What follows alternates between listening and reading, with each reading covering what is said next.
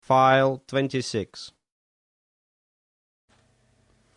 Chapter 4. The Red Sea.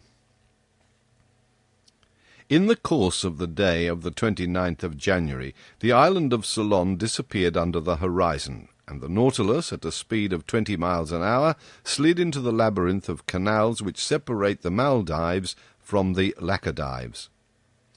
It coasted even the island of Giltan, a land originally madreporic, discovered by Vasco da Gama in 1499, and one of the 19 principal islands of the Laccadive archipelago, situated between 10 degrees and 14 degrees 30 minutes north latitude and 69 degrees 50 minutes 72 seconds east longitude.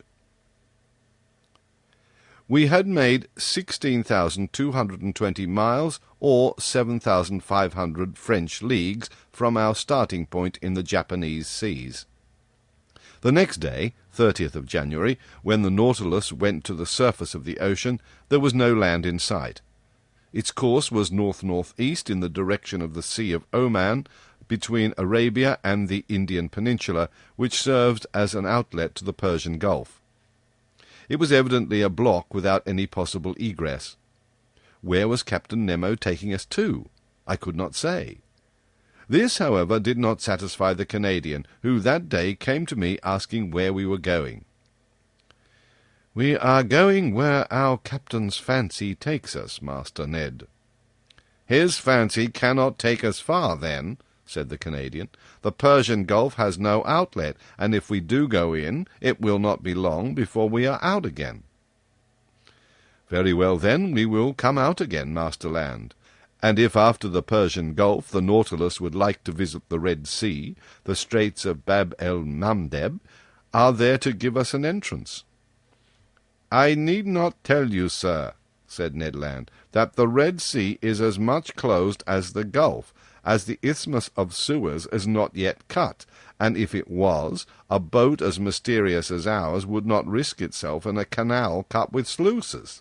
And again, the Red Sea is not the road to take us back to Europe." "But I never said we were going back to Europe."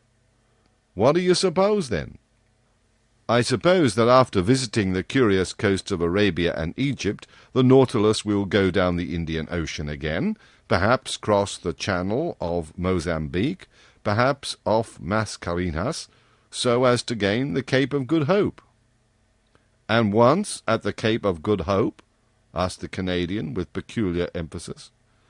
"Well, we shall penetrate into that Atlantic which we do not yet know. Ah, friend Ned, you are getting tired of this journey under the sea. You are surfeited with the incessantly varying spectacle of submarine wonders. For my part, I shall be sorry to see the end of the voyage which it has given so few men to make." For 4 days, till the 3rd of February, the Nautilus scoured the Sea of Oman, at various speeds and at various depths. It seemed to go at random, as if hesitating as to which road it should follow, but we never passed the Tropic of Cancer. In quitting this sea, we sighted Muscat for an instant, one of the most important towns in the country of Oman. I admired its strange aspect, surrounded by black rocks, upon which its white houses and forts stood in relief. I saw the rounded domes of its mosques, the elegant points of its minarets, its fresh and verdant terraces. But it was only a vision. The Nautilus soon sank under the waves of that part of the sea. We passed along the Arabian coast of Mahra and Hadramaut for a distance of 6 miles, its undulating line of mountains being occasionally relieved by some ancient ruin. The 5th of February we at last entered the Gulf of Aden, a perfect funnel introduced into the neck of Bab-el-Mandeb, through which the Indian waters entered the Red Sea.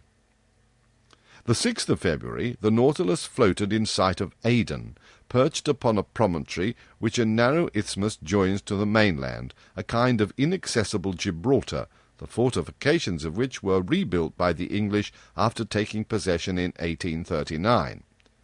I caught a glimpse of the octagon minarets of this town, which was at one time, according to the historian Edrisis, the richest commercial magazine on the coast. I certainly thought that Captain Nemo, arrived at this point, would back out again. But I was mistaken, for he did no such thing, much to my surprise. The next day, the 7th of February, we entered the Straits of Bab el-Mandeb, the name of which in the Arab tongue means the Gate of Tears. To 20 miles in breadth it is only 32 in length, and for the Nautilus, starting at full speed, the crossing was scarcely the work of an hour. But I saw nothing, not even the island of Perim, with which the British government had fortified the position of Aden. There were too many English or French steamers of the line of Suez to Bombay, Calcutta to Melbourne, and from Bourbon to the Mauritius, furrowing this narrow passage, for the Nautilus to venture to show itself. So it remained prudently below. At last, about noon, we were in the waters of the Red Sea. I would not even seek to understand the caprice which had decided Captain Nemo upon entering the Gulf, but I quite approved of the Nautilus entering it. Its speed was lessened. Sometimes it kept on the surface, sometimes it divided to avoid a vessel, and thus I was able to observe the upper and lower parts of this curious sea. The 8th of February, from the first dawn of day, Mocha came in sight, now a ruined town, whose walls would fall at a gunshot, yet which shelters here and there some verdant date trees.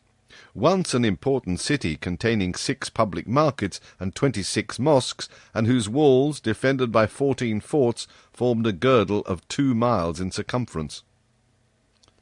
The Nautilus then approached the African shore, where the depth of the sea was greater. There, between 2 waters clear as crystal, through the open panels we were allowed to contemplate the beautiful bushes of brilliant coral, and large blocks of rock clothed with a splendid fur of green algae and fuci. What an indescribable spectacle, and what variety of sights and landscapes along these sandbanks and volcanic islands which bound the Libyan coast! But where these shrubs appeared in all their beauty was on the eastern coast, which the Nautilus soon gained. It was on the coast of Teama, for there not only did this display of zoophytes flourish beneath the level of the sea, but they also form picturesque interlacings which unfold themselves about 60 feet above the surface, more capricious but less highly coloured than those whose freshness were kept up by the vital power of the waters. What charming hours I passed thus at the window of the saloon! What new specimens of submarine flora and fauna did I admire under the brightness of our electric lantern! There grew sponges of all shapes, pediculated, foliated, globular, and digital. They certainly justified the names of baskets, cups, distaffs, elk's horns, lion's feet, peacock's tails, and Neptune's gloves, which have been given to them by the fishermen, greater poets than the savants. Other zoophytes which multiply near the sponges consist principally of medusae of a most elegant kind. The mollusks were represented by varieties of the Kama, which, according to Aubigny, are peculiar to the Red Sea, and reptiles by the Vigata turtle, of the genus of Chelonae, which furnishes a wholesome and delicate food for our table. And as to the fish, they were abundant and often remarkable.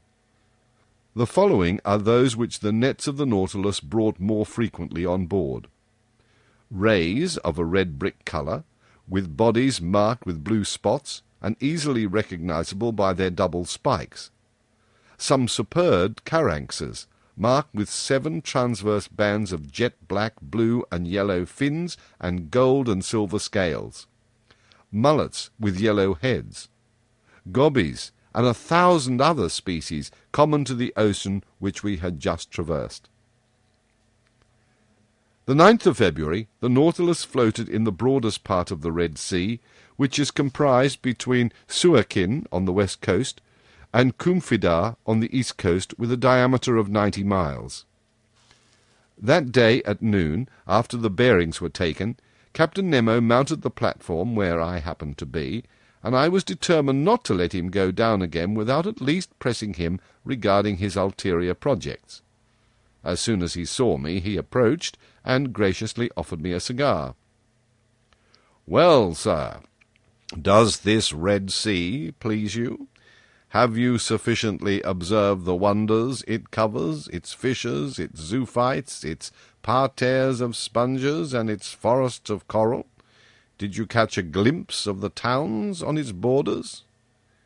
"Yes, Captain Nemo," I replied, "and the Nautilus is wonderfully fitted for such a study. Ah, it is an intelligent boat."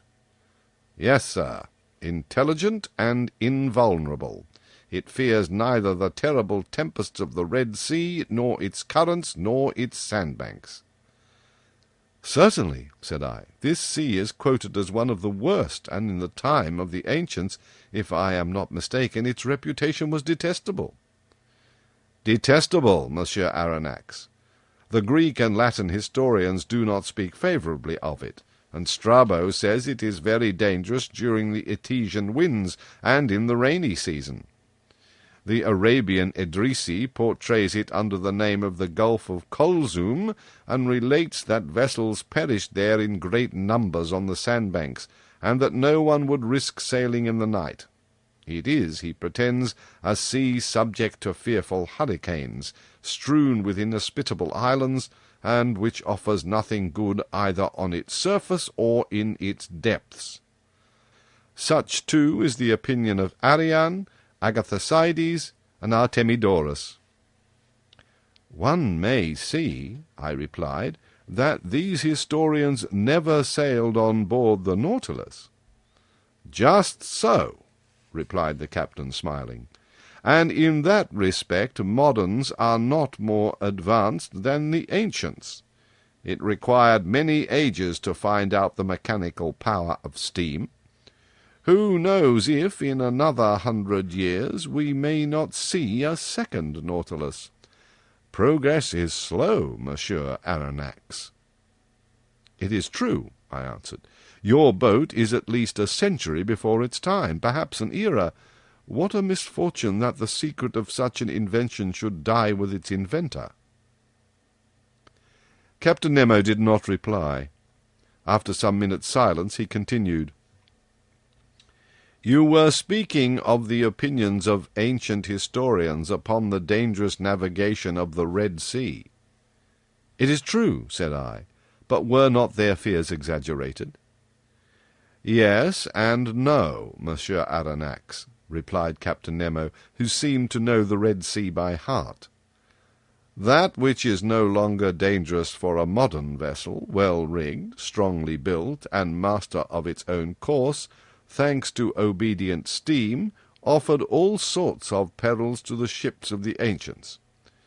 Picture to yourself those first navigators venturing in ships made of planks sewn with the cords of the palm tree, saturated with the grease of the sea-dog, and covered with powdered resin. They had not even instruments wherewith to take their bearings, and they went by guess amongst currents of which they scarcely knew anything. Under such conditions shipwrecks were, and must have been, numerous.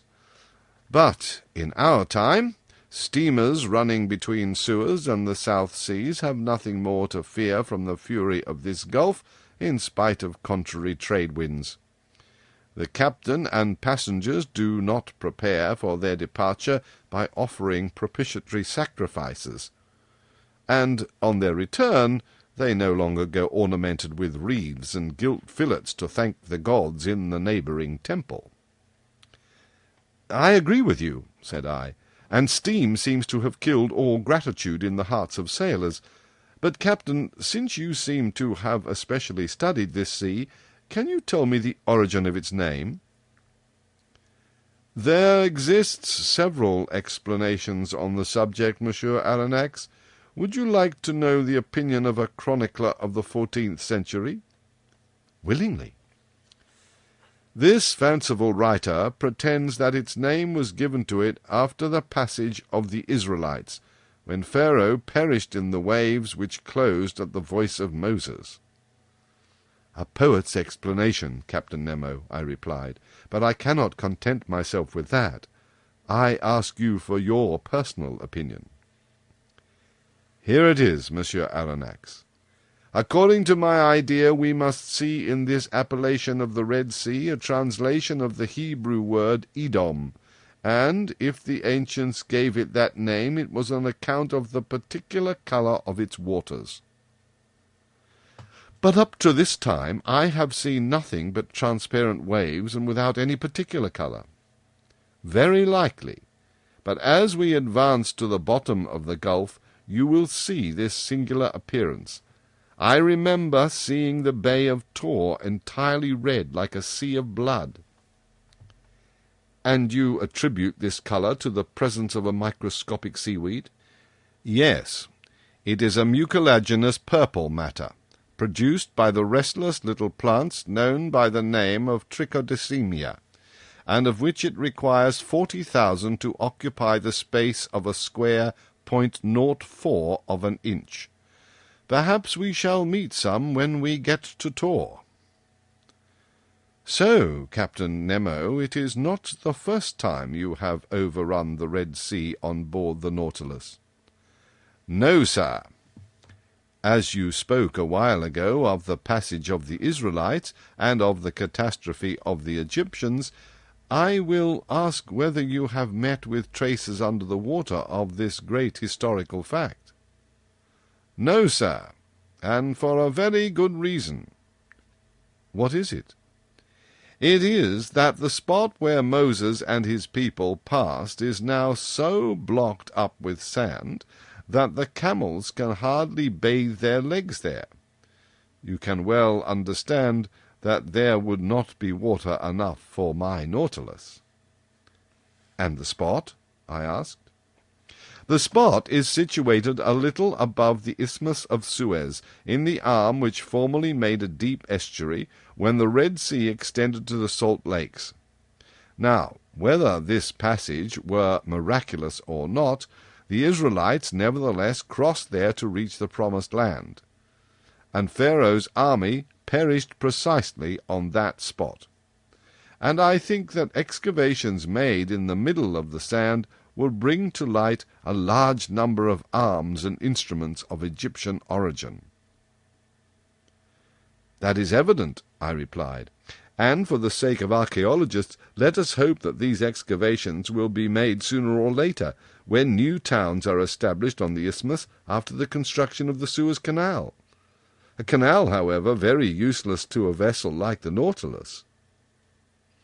"Very likely, but useful to the whole world," said Captain Nemo. "The ancients well understood the utility of a communication between the Red Sea and the Mediterranean for their commercial affairs, but they did not think of digging a canal direct, and took the Nile as an intermediate. Very probably the canal which united the Nile to the Red Sea was begun by Sesostris, if we may believe tradition. One thing is certain, that in the year 615 before Christ, Necos undertook the works of an alimentary canal to the waters of the Nile across the plain of Egypt, looking towards Arabia. It took 4 days to go up this canal, and it was so wide that 2 triremes could go abreast. It was carried on by Darius, the son of Hystaspes, and probably finished by Ptolemy II.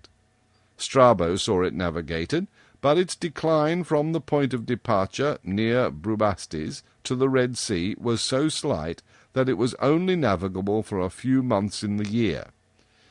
This canal answered all commercial purposes to the age of Antoninus, when it was abandoned and blocked up with sand. Restored by order of the Caliph Omar, it was definitely destroyed in 761 or 2 by Caliph al-Mansur, who wished to prevent the arrival of provisions to Muhammad ben Abdullah, who had revolted against him. During the expedition into Egypt, your General Bonaparte discovered traces of the works in the desert of Suez, and, surprised by the tide, he nearly perished before regaining Hajaroth, at the very place where Moses had encamped 3,000 years before him. Well, Captain, what the ancients dared not undertake, this junction between the two seas, which will shorten the road from Cadiz to India, Monsieur Lesseps had succeeded in doing, and before long he will have changed Africa into an immense island. Yes, Monsieur Aronnax, you have the right to be proud of your countrymen. Such a man brings more honour to a nation than great captains. He began, like so many others, with disgust and rebuffs, but he has triumphed, for he has the genius of will. And it is sad to think that a work like that, which ought to have been an international work, and which would have sufficed to make a reign illustrious, should have succeeded by the energy of one man. All honour to Monsieur Lesseps. Yes, honour to the great citizen, I replied, surprised by the manner in which Captain Nemo had just spoken. Unfortunately, he continued, I cannot take you through the Suez Canal, but you will be able to see the long jetty of Port Said after tomorrow, when we shall be in the Mediterranean. The Mediterranean? I exclaimed. Yes, sir. Does that astonish you? What astonishes me is to think that we shall be there the day after tomorrow. Indeed? Yes, Captain, although by this time I ought to have accustomed myself to be surprised at nothing since I have been on board your boat. But the cause of this surprise? Well, it is the fearful speed you will have to put on the Nautilus if the day after tomorrow she is to be in the Mediterranean, having made the round of Africa and doubled the Cape of Good Hope. Who told you that she would make the round of Africa and double the Cape of Good Hope, sir? Well, unless the Nautilus sails on dry land and passes above the isthmus, or beneath it, Monsieur Aronnax. Beneath it? Certainly, replied Captain Nemo quietly. A long time ago nature made under this tongue of land what man has this day made on its surface. What? Such a passage exists? Yes, a subterranean passage, which I have named the Arabian Tunnel. It takes us beneath Suez and opens into the Gulf of Pelusium. But this isthmus is composed of nothing but quicksands. To a certain depth, but at 55 yards only, there is a solid layer of rock. Did you discover this passage by chance? I asked, more and more surprised. Chance and reasoning, sir, and by reasoning even more than by chance. Not only does this passage exist, but I have profited by it several times. Without that I should not have ventured this day into the impassable Red Sea. I noticed that in the Red Sea and in the Mediterranean there existed a certain number of fishes of a kind perfectly identical. Ophidia, Fistoles, Garelles, and Exoceti. Certain of that fact, I asked myself, was it possible that there was no communication between the two seas? If there was, the subterranean current must necessarily run from the Red Sea to the Mediterranean, from the sole cause of indifference of level. I caught a large number of fishes in the neighbourhood of Suez. I passed a copper ring through their tails and threw them back into the sea. Some months later, on the coast of Syria, I caught some of my fish ornamented with the ring. Thus the communication between the two was proved. I then sought for it with my Nautilus. I discovered it, ventured into it, and before long, sir, you too will.